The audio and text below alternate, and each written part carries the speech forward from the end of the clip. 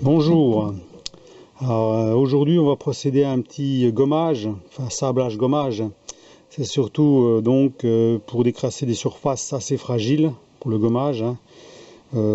Par exemple, ce type de pièce là, hein, qui est un peu dégueulasse. On va donc le nettoyer un coup. Puis on fera donc le test sur le manche du pinceau là, qui est peint. On a enlevé la récente peinture, hein. Donc là, la dernière fois que j'ai fait une vidéo là-dessus, j'ai pas fait de démonstration. Alors sur cette sableuse, qui est bien pratique parce qu'elle est petite, hein, elle n'est pas encombrante, on peut la ranger partout. On va l'utiliser avec de l'archi-fine. Alors c'est du sable très fin, hein, qui ne scanne pas, hein. Si par exemple vous voulez rendre une surface mate, par exemple, hein, c'est bien. Ou décrasser de la rouille en surface, par exemple, hein. Par contre, si on veut quelque chose de plus qui décrasse mieux, je voulais qui sable vraiment, il faudra prendre du sable un peu plus gros, quoi. Mais pas trop gros non plus, hein, parce que sinon ça passera pas et ça sera pas efficace. Donc cette sableuse là, je l'utilise pas avec le sac, hein. Comme j'avais montré la démonstration, le sac, moi je l'ai ficelé là. Pour moi ça sert à rien. Le bec, normalement ils disent de l'utiliser contre la surface puis d'appuyer. Moi j'utilise à cette distance là, quitte à perdre le sable. Alors si c'est du sable à recycler, parce que certains sables comme du garnet par exemple, que j'utilise aussi, peut être utilisé entre 5 et 10 fois. Donc à ce moment-là, vous mettez une bâche en dessous, vous récupérez le sable, vous le filtrez, vous recommencez. À savoir que quand vous allez recommencer, vous allez balancer du sable, mais aussi de la poussière, qui va aussi faire un peu de poussière, alors que la première fois, elle ne faisait pas de poussière.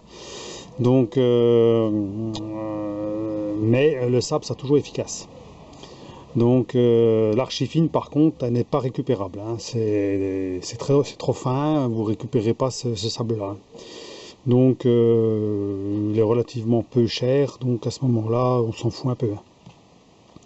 Alors prenez quand même les précautions, c'est de mettre des lunettes, une protection quand même, pour éviter d'avoir du sable dans la figure, hein, ou dans les cheveux ou autre chose, hein. Donc malgré que c'est du sable quand même qui gicle pas trop, vu que les fins, il rebondit pas trop, hein. Donc là on utilise cette machine là, cette sableuse là, avec une pression de 6 bars environ, hein. Faut quand même assez de pression, hein. Et donc on va le remplir et on va tester. Je vais faire le test, on va voir par la suite avec le test. Donc le remplissage avec un entonnoir, hein. Je mets le sable dans un bidon, comme ça, un bidon assez gros, hein. Voilà, comme ça j'ai toujours sous la main. Au lieu d'avoir un sac puis de puiser dedans, je mets ça dans un bidon en plastique qui reste bien au sec. Puis je m'en sers au fur et à mesure de mes besoins. Donc eh ben, on va tester puis on va voir ce que ça donne, hein. Je vous reprends pour la suite. Donc voilà, j'ai rempli le bidon. Par contre, alors il faut bien faire attention à une chose, j'explique toujours au fur et à mesure. Ici il y a cadenas ouvert, cadenas fermé. Donc vous mettez toujours sur le cadenas fermé. Sinon quand vous allez basculer la sableuse, ça va couler, hein. Et à ce moment-là, vous réglerez le débit une fois que vous avez appuyé sur la gâchette, quand vous êtes dans la position de sablage. Et vous réglez le débit jusqu'à ce que ça commence à nettoyer. C'est pas la peine d'en mettre de trop. Parce que le plus souvent, les personnes qui s'en servent, ils ouvrent à fond et puis le sable coule, ou il y a trop de sable par rapport à l'air. Ce qui fait qu'on n'a pas un bon sablage. Donc ça, c'est la première chose. Deuxième chose aussi, c'est que vous pouvez utiliser un embout. Que je vais utiliser d'ailleurs. Voilà.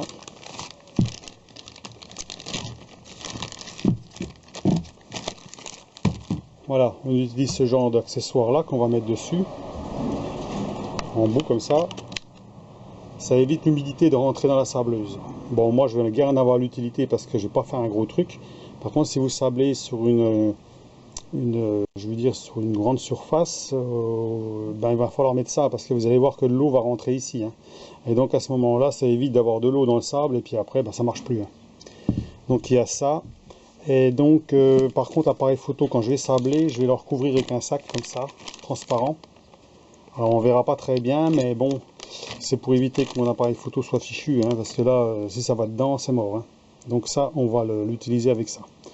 Donc, on va sabler, puis on va reprendre, hein. Donc, je vous reprends tout de suite. Voilà, on est parti pour le sablage. Je vais mettre la petite protection. Pas si on va avoir grand chose avec ça, mais ma foi. Allez, hop, c'est parti.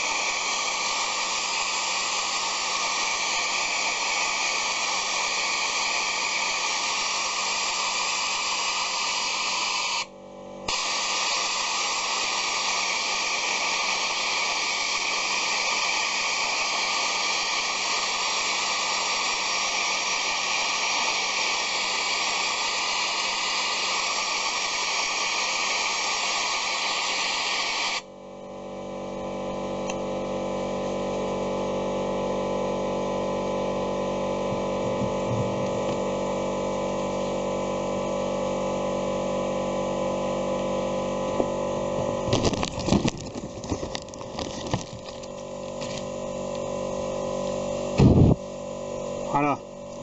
Bon, je vous reprends, on regarde le résultat. Donc voilà. Une fois terminé, voilà la pièce. Vous voyez, j'ai même pas mis de gants parce qu'en fait le sable est très fin, il abîme pas les doigts. Hein. Malgré que normalement il faudrait mieux mettre des gants. Hein. Si le sable était plus gros, on tiendrait pas la pièce. Hein. Voilà pour la pièce décapée. Alors ça fait pas de brillant, c'est bien mat. Hein. Donc voilà. Et puis donc là j'ai fait sur le... On voit que j'ai fait sur le bois, voilà ce que ça donne. Alors si on insiste vraiment, ben, on creuse le bois quand même. Hein. Voilà. Sinon au niveau de la quantité que j'ai utilisée, j'avais rempli la moitié. Voilà, il m'en reste un quart, à peu près. Donc ça consomme quand même, c'est pour ça qu'il ne faut pas trop ouvrir ici, hein, parce que sinon ben, vous allez avoir beaucoup de sable qui va partir et pour rien. Hein. Donc il faut prendre juste la bonne quantité. Et d'avoir un compresseur quand même assez solide, parce que ça va vite quand même. Hein. On consomme beaucoup d'air. Donc voilà pour la petite démonstration. Hein. Donc si vous voulez nettoyer des pièces légèrement décrassées, qui sont quand même pas trop rouillées, vous utilisez de l'archi fine. Si vous voulez un sablage plus costaud, il faut prendre du Garnet 80 par exemple, hein, qui est beaucoup plus agressif. Donc voilà pour la petite vidéo sur la sableuse Parkside. Hein. Et puis donc ces avantages de l'avoir, puisque c'est quand même relativement peu coûteux, et puis c'est bien voilà, en utilisation ponctuelle on va dire. Hein. Sinon il faut prendre une grosse sableuse, hein, ou une sableuse dans une cabine, hein, ce qui fait qu'à ce moment là vous recyclez le sable automatiquement. Il faut avoir la place pour l'avoir, c'est tout. Voilà pour la petite vidéo. Allez, à la prochaine. À plus.